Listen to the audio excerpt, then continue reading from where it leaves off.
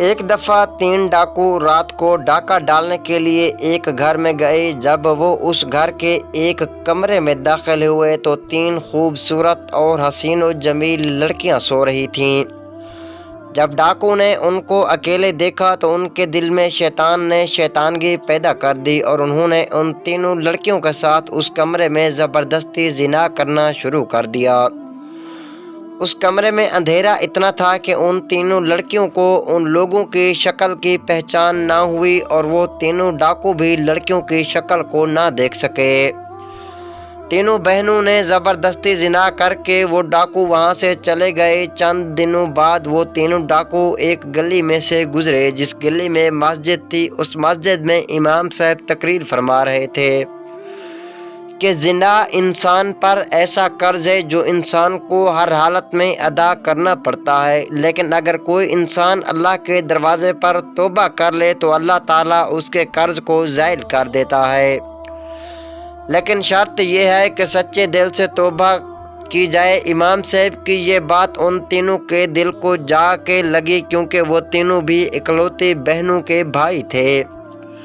ان تینوں نے کہا اگر ہماری بہنوں کو کسی نامحرم نے ہاتھ بھی لگایا تو ہم اس کی جان نکال دیں گے۔ تو دوسرے نے کہا کہ جو قرض ہم پر ہے وہ ہمیں ہر حالت میں اتارنا پڑے گا۔ تیسرے نے کہا گناہ ہم نے کیا اور سزا تو ہماری معصوم بہنوں کو بھگتنی پڑے گی۔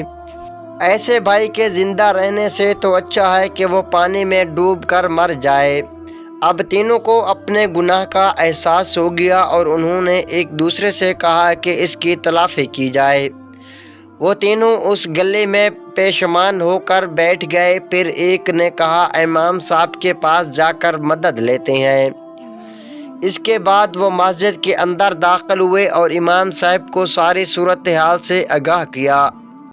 امام صاحب نے کہا میرا رب بڑا غفور و رحیم ہے، اگر وہ معاف کرنے پر آئے تو 100 قتل کرنے والوں کو بھی معاف کر دیتا ہے، لیکن اگر پکڑنے لگے تو ایک ریشم کے دھاگے جتنے گناہ سے بھی پکڑ لیتا ہے، لیکن اگر تم سچے دل سے اس کے دروازے پر توبہ کرتے ہو تو غفور و رحیم تمہیں ضرور معاف فرما دے گا، لیکن میرا رب اس وقت تمہیں معاف نہیں کرے گا جب تک وہ 3 لڑکیاں تمہیں معاف نہیں کریں گی۔ وہ لڑکیوں کی طرف چل پڑے۔ چلتے چلتے وہ ان تینوں لڑکیوں کے گھر میں پہنچ گئے۔ جب وہ تینوں ڈاکو وہاں پہنچے تو انہوں نے دروازہ کھٹکھٹایا تو ایک بہن باہر آئی اور دروازہ کھولا اور پوچھا کہ تم کون ہو اور یہاں کیا کرنے آئے ہو؟ تو ان تینوں میں سے ایک نے کہا ایک ضروری کام تھا جس کو پورا کیے بنا ہمیں سکون نہیں آ رہا۔ ان کی باتوں سے اس لڑکی کو تسلی ملی اور وہ تینوں کو اندر لے گئی۔ جب وہ اندر داخل ہوئے تو باقی 2 بہنیں رو رہی تھیں۔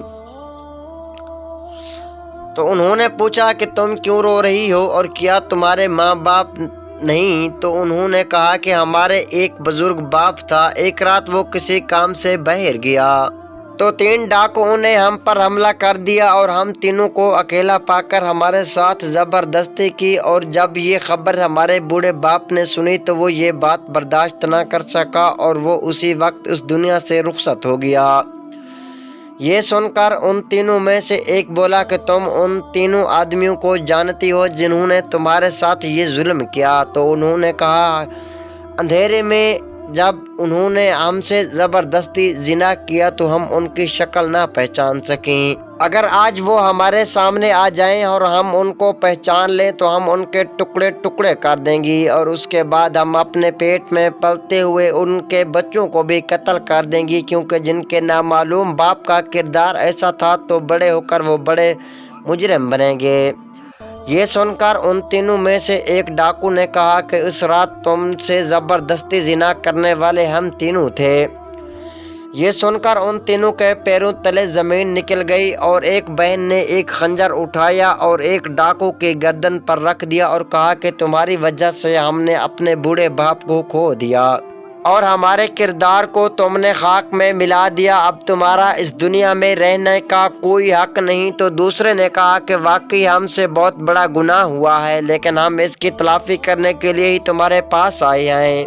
अगर हम अपने गुनाह की तौबा ना करते तो हम दोबारा इस घर में क्यों आते और अपना गुनाह के बारे में भला तुमको क्यों बताते। ये सुनकर उसने कहा कि तुम अपनी गलती की इस्लाह कैसे कर सकते हो। तो उन्होंने कहा कि हम तीनों तुम तीनों बहनों से शादी करेंगे और इसी तरह हम अपने बच्चे को एक बाप का नाम देंगे। फिर वो लड़कियां भी उनकी इस बात पर रजामंद हो गई और उनसे शादी करने के लिए तैयार हो गईं।